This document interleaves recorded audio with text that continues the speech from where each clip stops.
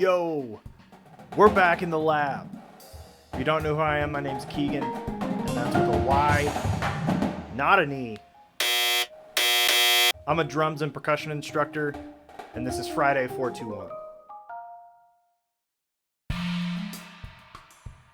So the past 2 weeks, I've covered the most common 421 exercises that most drummers know, and I realized that I can actually get even simpler with what we're doing. So another word for the accent tap exercises that we've been doing, sometimes people will call them two height because we were working on two heights, accents, and the taps. So to follow the formula that we've been working with for 421, let's cut that in half. So let's work with one height. So the exercise we're looking at today is called 16th note timing. So if we have 16th notes, that means we're evenly spreading 4 notes across one beat. So if we take each one of those partials, we'll assign them 1, E, and Wait, if you're looking at me this way, 1, E, and Yeah. So this exercise basically works the same way that the accent tap one did, where we add an accent, except instead of an accent, we're going to add a rest.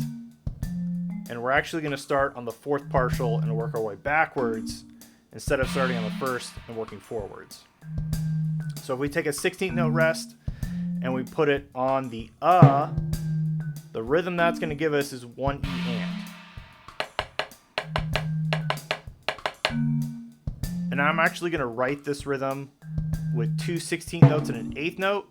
It just looks a little easier, saves us some ink, where we're not having to write 3 16th notes and a 16th rest. I don't think I've ever seen that through all the years that I was on drumline and in jazz band and all that kind of stuff. The next one, if we take the 16th rest and move it over to the and, or the upbeat, that's going to give us 1 E,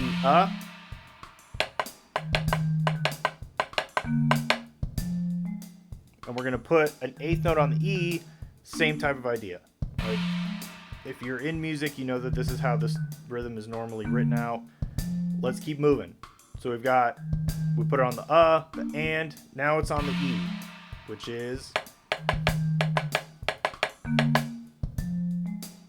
again, we're going to put that 8th note there, because that 8th note is going to cover 2 16th note counts. Then finally the last one, this is probably the trickiest one, we put the 16th rest on the downbeat, which means we're playing E and A.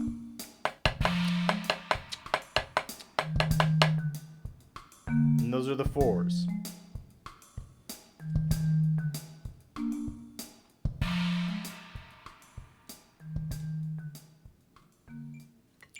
So all together.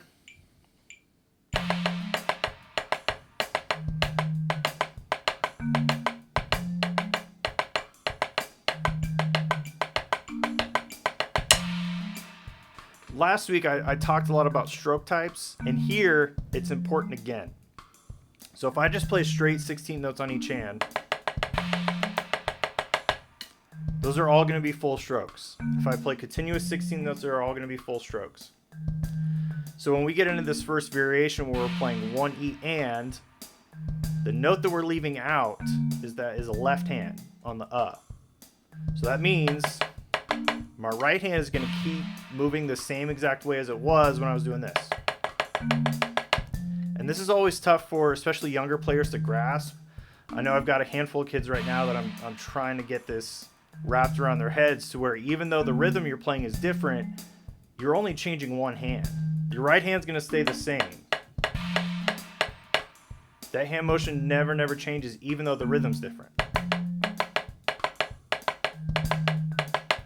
It gets odd when we switch to the next bar. So on the next bar, we take out the and. So that means the right hand's just playing the downs, and it's going to play a downstroke on all the downs. But that left hand is going to float. So that hand motion is super important to being able to do this. So if we keep going through each bar, each time I'm changing which hand is playing a downstroke and which count they're playing it on. Second bar, I'm playing a downstroke with the right hand on the downbeats.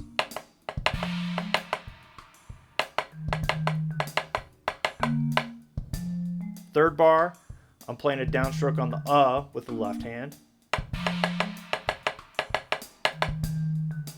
And then the last bar, I'm playing it down on the and with the right hand.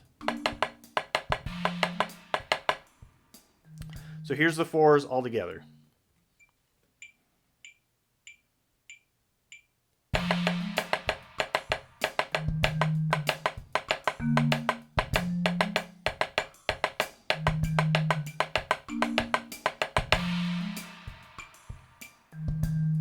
And then, as you know, we just keep moving down the line with the same formula. When we get to the ones, we're trading down full, down full, down full, down full. It's important to know which hand's playing the downstrokes and which note, and then which hand is playing full strokes all the way through.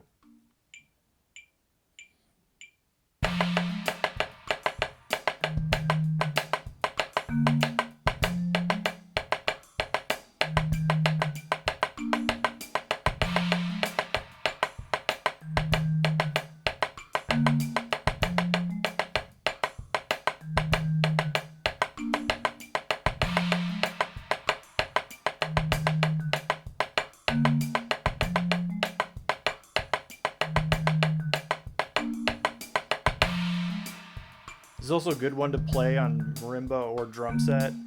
If I'm playing 2 mallet, I'll pick a scalar pattern or maybe an arpeggio and play it that way.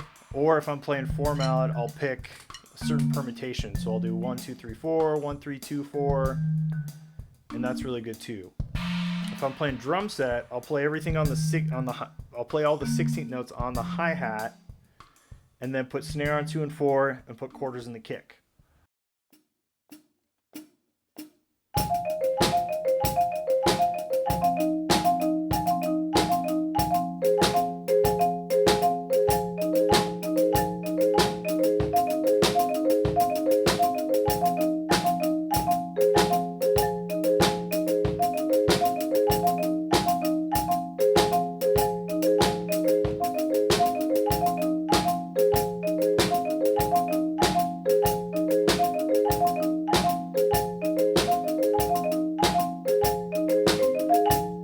So that version we just played, everything is natural sticking.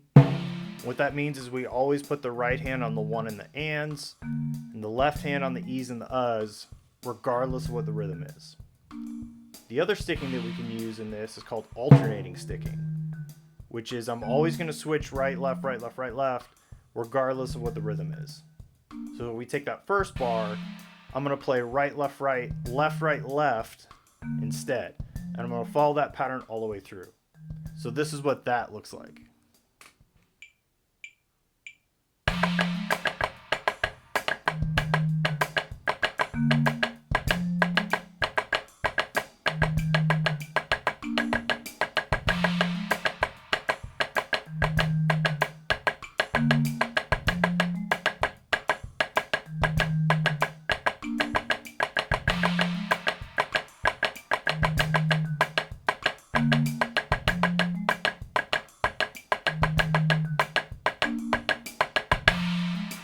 The next one I'm going to do is, instead of right, left, or alternating, I'm going to do right, left. Keep that the same through all the different variations.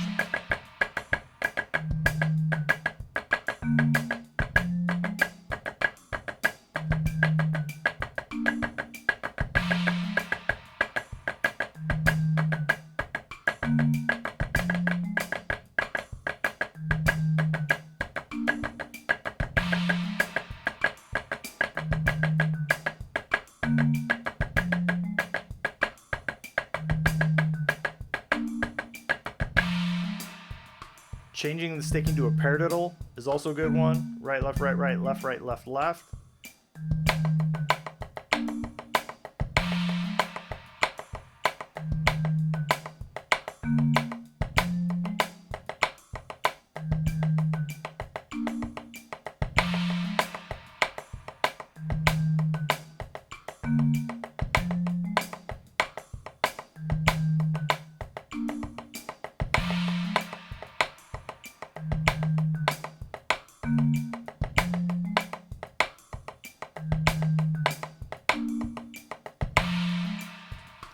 The last one I have for you is a flam tap, and this one and the paradiddle are really good because usually when we break these down and when we teach them, we only teach the first and the third bar of each of them. We don't really teach the second and fourth one. And part of that is because those don't really flow that well. But if you can play each one of these measures with one note taken out, you literally know the rudiment inside and out. So if you can play all 4 of these variations of the 3 notes, you should be able to play them. You should be able to play the whole rudiment just fine, back to back. So I'm going to do the same thing. I'm going to play a bar of just flam taps beforehand, just so my hands know what they feel like. And then I'm going to play the 4-2-1.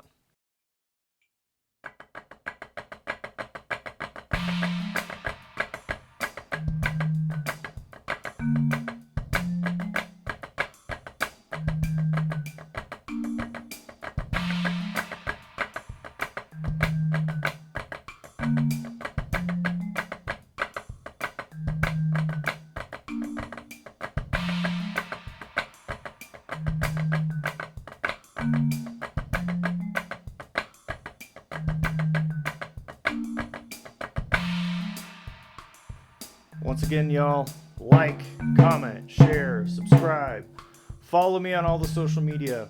I'm hoping this has been helpful. I'm trying to give people different ways to kind of practice stuff that we should be practicing on a normal basis. All this stuff is really good for basic fundamental playing, and there's so many different applications for it if you just change one little note. So obviously all these variations that I've been showing you aren't the only ones. They're just kind of ones that I've been coming up with off the top of my head. So try coming up with some of your own. Otherwise, that's all I got.